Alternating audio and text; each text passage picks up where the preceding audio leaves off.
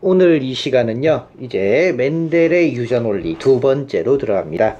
아무래도 이제 멘델이라는 사람이요, 유전에 관련돼서는 굉장히 조금 많은 업적들을 남겼는데요. 이제 지난 시간에 했던 우열의 원리 기억나시죠? 이거 조금 기억을 다시 해야 됩니다. 우열의 원리라는 게 무엇이었는지 복습을 조금만 하고 들어갈게요. 우열의 원리라는 것은 잡종에서, 맞죠? 잡종에서, 자, 완두로 따지면요, 예를 들면 둥근 유전자와 우리 그걸로 할까요? 색으로 할까요? 노란색 완두와 초록색 완두의 유전자가 모두 같이 있다면 바깥으로 드러나는 것은 우성인 무엇이 드러나게 되더라? 노란색이 드러나더라 라는 거예요. 이게 우열의 원리였습니다. 대립형질 중에서 대립형질이 함께 있을 때는 바깥으로 드러나는 게 있는데 그것을 갖다가 우리는 우열의 원리라고 이야기를 한다라고 했어요. 자, 그러면 이 우열의 원리를 갖다가 바탕으로 해서요, 오늘 들어가는 건 이제 분리의 법칙입니다. 분리의 법칙이에요. 절대 어렵지 않습니다. 절대 어렵지 않은데 많은 학생들이 이 부분을 이제 싫어하는 이유 중에 하나는요, 귀찮아합니다. 굉장히 귀찮아요. 그게 조금 문제인데요. 자, 일단은 분리의 법칙이라는 것을 이야기하기 전에 우리 한 가지만 조금 이야기를 하고 가야 됩니다. 무슨 얘기냐면 멘델이 이것을 발표할 시기에는요, 유전자며 염색체며 이런 개념이 없었어요. 그런 개념이 없이 멘델이 설명을 합니다. 지금부터 저도요, 그 방식대로 설명을 할 거예요. 그래서 멘델은 어떻게 이야기를 했냐면요, 바로 이겁니다. 완두를 가만히 보니까 완두는 노란색 완두가 있고요, 좀 이따가 다른 걸로도 해보겠습니다. 노란색 완두가 있고 초록색 완두가 있더라 이거예요. 왜 색이 두 가지지? 라고 생각을 한 겁니다. 그런데 이 두 가지의 완두를 갖다가 이제 교배를 했어요. 그러니까 노란색의 예를 들면 암술에, 초록색의 수술에 있는 꽃가루를 묻혀서 완두를 맺히게 한다가, 물론 반대도 됩니다. 그렇게 했더니 여러 가지 일들이 나타나더라 이거예요. 예상과는 다르게. 그러면서 이 멘델이라는 사람이 가정을 한 게 있습니다. 왜냐하면 그 시대에는 염색체나 이런 게 없었으니까. 뭐라고 가정을 하냐면요, 모든 것은 쌍으로 가지고 있을 것이다. 자, 이게 무슨 얘기냐면 노란색 완두는요, 노랗다라는 이제 유전 물질과 노랗다라는 유전 물질을 쌍으로 가지고 있을 것이다 라고 얘기를 한 거예요. 노랗다 쌍으로 갖고 있다. 그 당시에만 하더라도요, 쌍이라는 개념이 극히 없었어요. 근데 이 사람은요, 쌍으로 가지고 있을 것이다 라고 가정을 합니다. 그리고 초록색 완두는요, 초록색이라는 이제 유전 물질을 가지고 있을 것이다 라고 이야기를 하는 거예요. 물론 이 사람이 이 두 가지를 처음에 이제 가지고 오는 거는 순종을 가지고 옵니다. 그러니까 이제 똑같은 게 이렇게 있는 거예요. 이해가 되시죠? 근데 이 두 개를 이제 교배를 합니다. 그러면 사람들이 생각했을 때는 어떻게 되냐면 G를 가지고 올 것이다 라고 생각을 할 수 있는데요, 이 사람은 그렇게 생각을 한 게 아닙니다. 어떻게 생각을 했냐면 이게 아니라 교배를 하게 되면 Y 둘 중에 한 개가 넘어올 것이고 G와 G 중에 한 개가 넘어올 것이다 라고 이야기를 한 거예요. 사람들이 왜? 라고 얘기했을 때 대답은 못합니다. 그럴 거야 라고 얘기해요. 왜냐면 그 당시만 해도요, 염색체며 체세포 분열이며 감수 분열에 대한 이야기가 없었을 시기인 겁니다. 이해가 되시죠? 지금은 우리가 이해할 수 있는 게, 잘 보세요. 우리가 EN이 있다고 했어요. 사람만 하더라도. 그런데 우리 생식세포 분열은 감수 분열이라고 했습니다. 그럼 뭐가 된다고 했죠? N이 된다고 했어요. 그러면 색깔에 관련된 게 Y가 있었으면요, 넘어갈 때 하나만 넘어가더라 이겁니다. 지금은 이해가 되는 부분이에요. 근데 이 개념이 없었을 때 멘델이라는 사람은요, 이 개념을 벌써부터 이야기를 하고 들어간 겁니다. 그 정말 대단한 거죠. 그러면서 이 사람이 이제 이야기를 하기 시작하는 거예요. 이제 이야기를 하기 시작하는 겁니다. 자, 그러면 지금부터 제가 하나씩 다시 한번 이야기를 할게요. 잘 보세요. 교과서의 거의 대부분의 교과서에서 이렇게 얘기합니다. 자, 일단 노란색과 초록색 중에서 우성은 뭐냐면요. 노란색이 우성이에요. 이때 우성을 표시할 때, 우성의 유전자를 표시할 때는요. 무엇으로 표시하냐면 대문자로 표시를 합니다. 그리고 열성을 표시할 때는요. 소문자로 표시를 해요.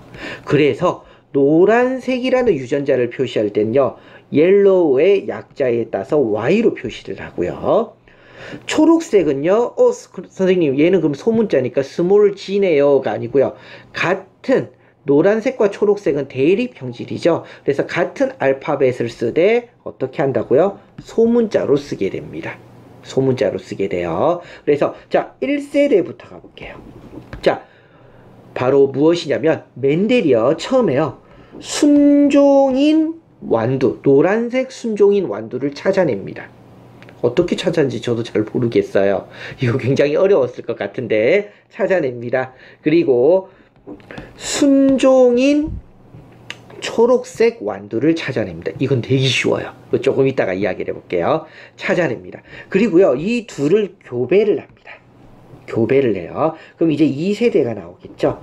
교과서에 따라서는 어떻게 나오냐면요. 여기를 갖다가 어버이 세대라고 하고요. 여기를 1세대라고 표현하는 경우도 있고요. 또는 반대로 여기를 1세대, 여기를 2세대라고 하는 경우도 있어요.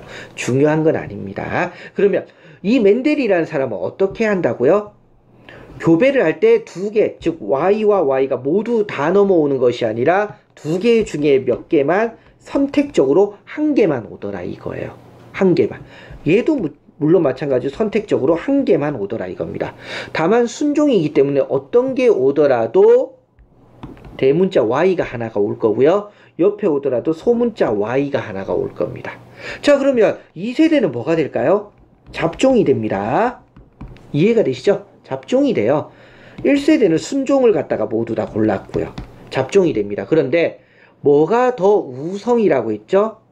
노란색이 더 우성입니다. 대문자로 썼잖아요. 대문자로 쓴 게 우성이라고 했어요. 그렇기 때문에 무엇이 됩니까? 얘는 뭘로 보인다고요? 노란색 완두로 보이는 거예요. 노란색 완두. 바로 뭐요? 우열의 원리입니다. 우열의 원리에 의해서요. 뭘로 보인다고요? 노란색 완두로 보여요. 그런데 이 2세대를 뭐 하냐면요. 자가수분을 합니다. 선생님 자가수분이 뭐예요? 이러는데 잘 보세요. 완두가 이렇게 자라고 있어요. 꽃도 피고 하겠죠. 그런데 보통 수분은 뭐냐면 다른 완두에 있는 것과 수분을 합니다. 이걸 타가수분이라고 해요. 근데 자가수분은 뭐냐면요. 얘랑 같은 나무에 있는 걸 하는 겁니다. 이걸 자가수분이라고 해요. 그래서 자 다시 일로 와서요. 무엇을 하냐면 자가수분을 할 겁니다.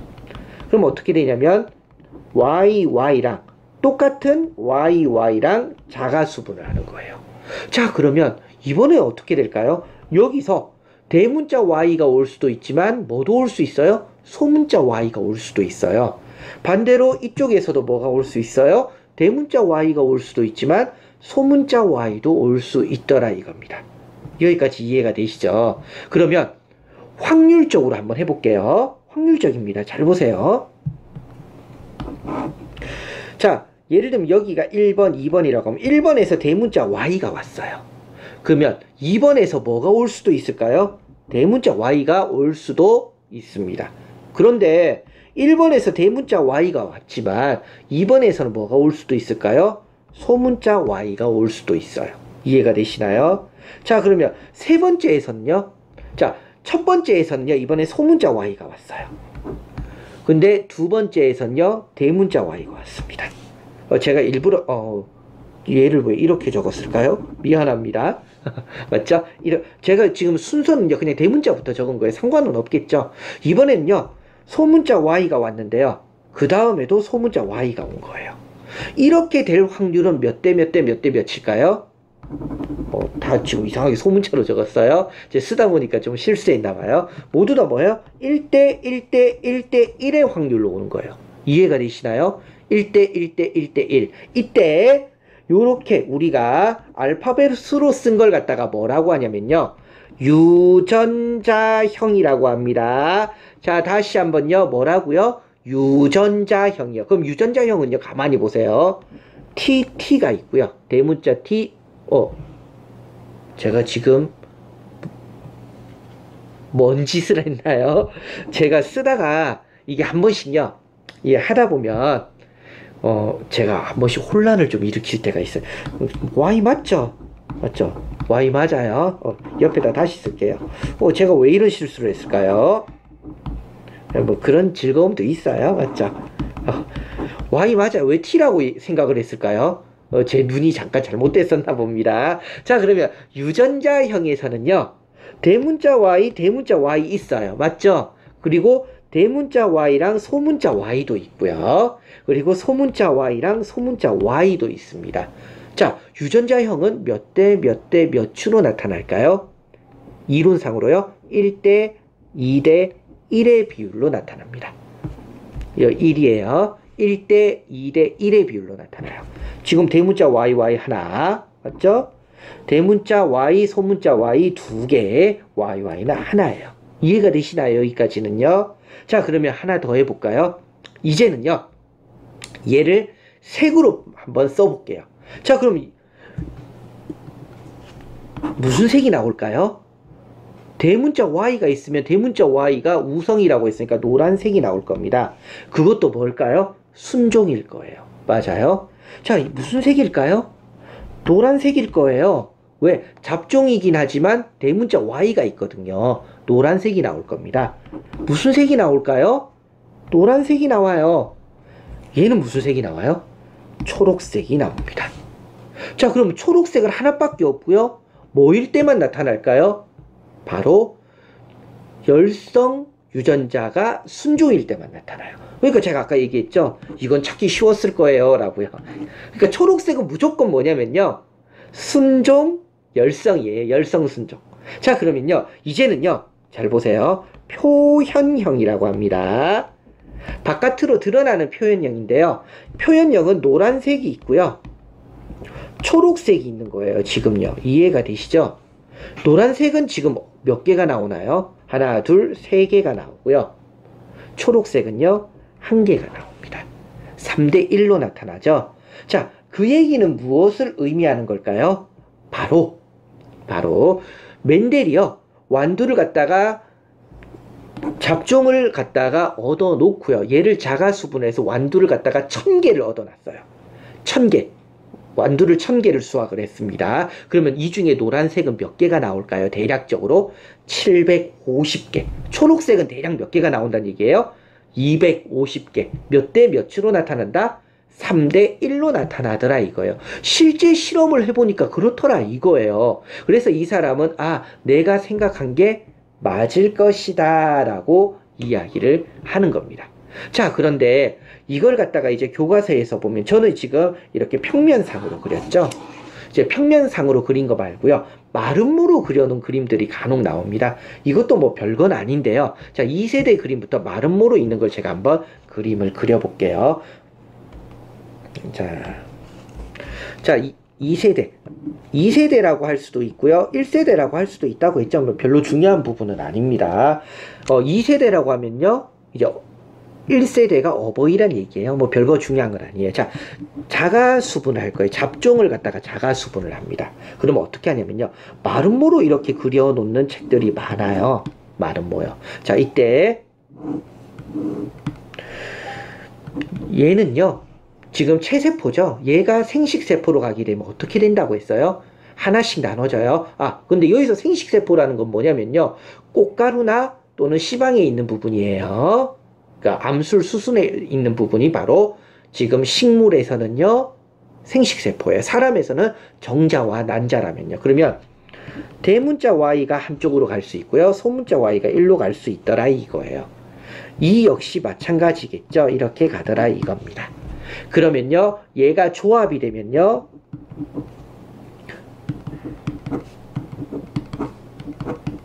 이렇게 되더라 이거예요.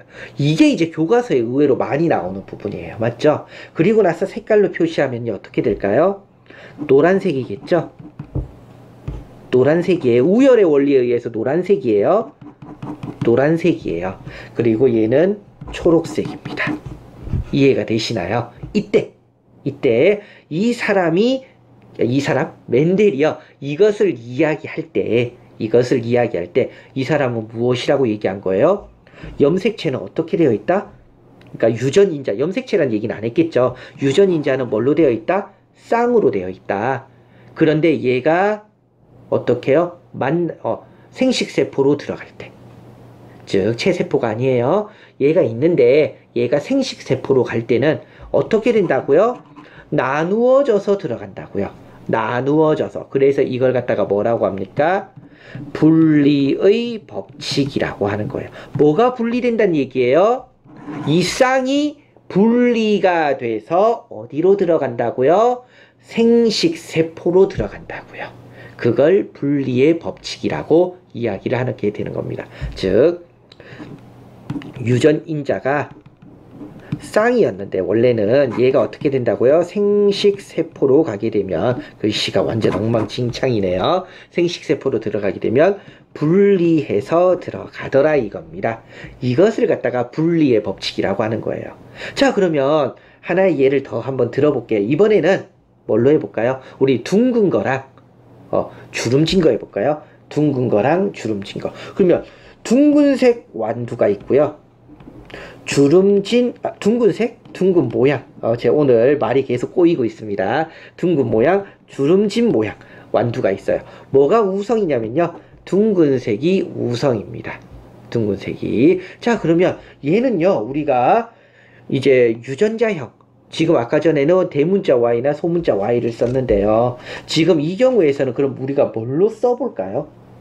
둥글다라는 표현을 뭘로 써볼까요?입니다. 뭐 일반적으로 교과서에서는요. R로 많이 쓰기는 해요. 그럼 주름진 건 소문자 R로 쓰겠죠. 맞죠? 자 그러면 먼저 둥근 완두를 준비합니다. 순종이에요.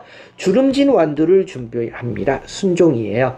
자 교배를 하면요. 둘 중에 하나가 들어가도 어차피 얘고요. 둘 중에 하나가 들어가도 어차피 얘예요. 이해가 되시죠? 얘를 갖다가 이제 뭐 한다고요? 자가수분을 해볼게요. 자가수분. 그러면 마름모로 그려도 되고요. 저는 굳이 마름모로 잘 안 그리는 편입니다. 그냥 할게요. 뭐 별로 중요한 거 아니잖아요. 그러면 먼저 첫 번째 거에서 대문자 R이 들어갔으면 두 번째 거에서 대문자 R. 저는 이제 수업 시간에는요. 그냥 우스갯소리로 대문자 R, 소문자 R 하면 너무 어려우니까 R 크게 하고요. 소문자는 R 작게 얘기해요. 뭐 하기 나름입니다. 자 그러면 역시나 대문자 R이 들어갔을 때 두 번째 거에서 소문자 R이 들어갈 수도 있고요.